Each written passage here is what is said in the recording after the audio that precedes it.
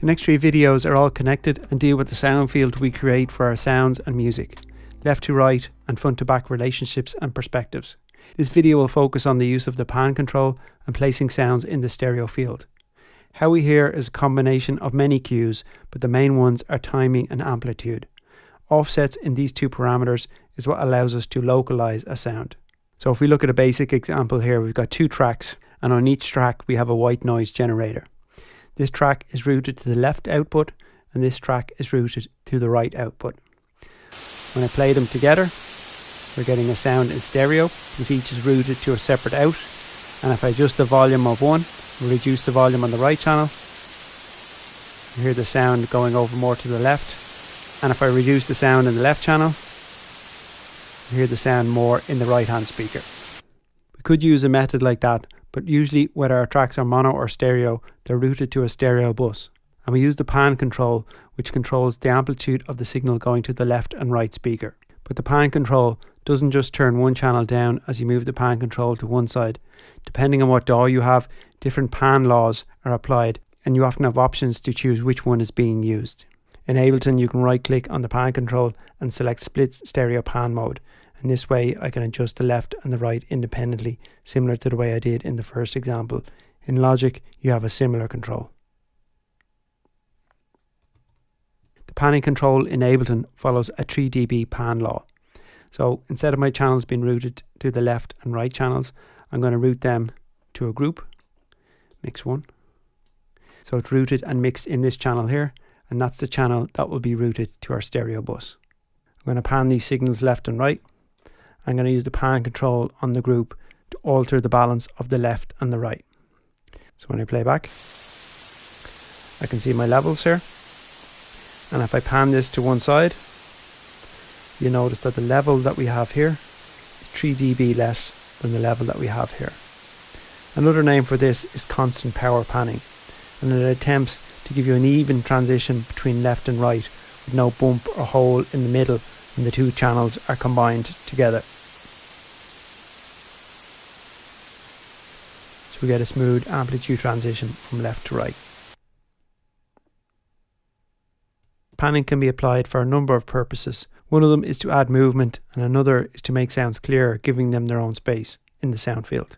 Let's look at 2 examples here, again with our white noise, but this time we've got a rhythmic pattern playing. These 2 channels here are being routed to this mix channel here, and I've got a shortcut set up to route these 2 channels to be in mono or pan left and right. So we'll listen to the left channel, it's pan center, and listen to the right channels, that's also pan center. So when we listen to these 2 together with no panning, the rhythms are combined. There's also a grouping of the frequency information, and there's no separation or clarity within the sounds. When I pan these hard left and hard right, a couple of things have happened. A hole is opened up in the middle, giving space for other instruments. We can hear a dialogue happening between these 2 sounds in the syncopation. And the frequency of both these sounds are separated, helping with the clarity of each part when comparing it with being pan centered.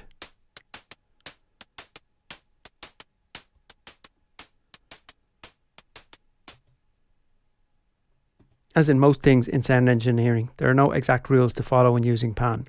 I would say more general guidelines based on priority or timbre and balance considerations when creating size and width.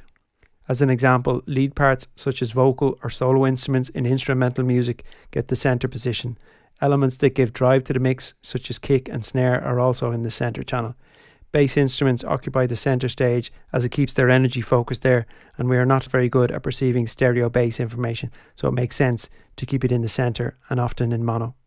Everything else can be off center by a subtle amount or extreme, panning it hard left and hard right. This is where arrangement and contrast come into play.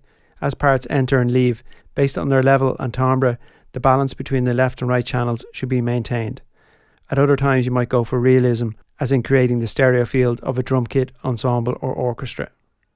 So we've already looked at how panning can bring clarity and separation. Let's look at a couple more examples. In this first example, I've got an arpeggiated part, panned left and right, with slightly different sounds on either side. When I play them together, pan hard left and hard right, we get a nice stereo image. I can adjust parameters like tuning and timbre to open that up even further. But if I pan it to the center, those two sounds are combined together and their frequency information is now occupying the same location in the stereo field, adding to a muddiness within the sound. Comparing with panning hard left and hard right, we don't have to have it hard panned left and right, we can move it in a bit. Or we can have it occupy a certain range, so that's hard left and that's more towards the center. But we're still keeping separation between the sounds, so they're not fighting for the same frequency range. In this other example here, I have a drum kit with the hits panned to various locations in the stereo field.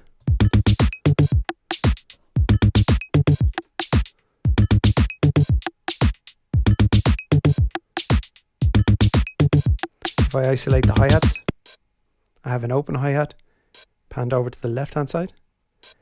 I have a second hi-hat panned to the opposite side, so their frequency information is not clashing, and there's a dialogue or spatial movement happening in the syncopation between the two sounds.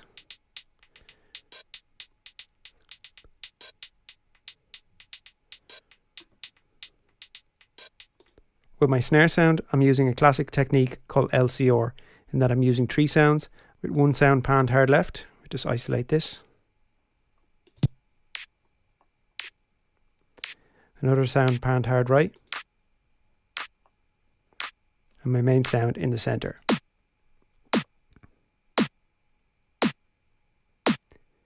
So the combination of those 3 sounds is giving us a wide stereo field, but the center channel is keeping the focus there. Other elements, there's various percussion hits that are panned to various locations, giving interaction and movement. If I put the mix into mono, you can hear everything is focused now in the center. We'll switch it back to stereo. Much more movement and life in the sound.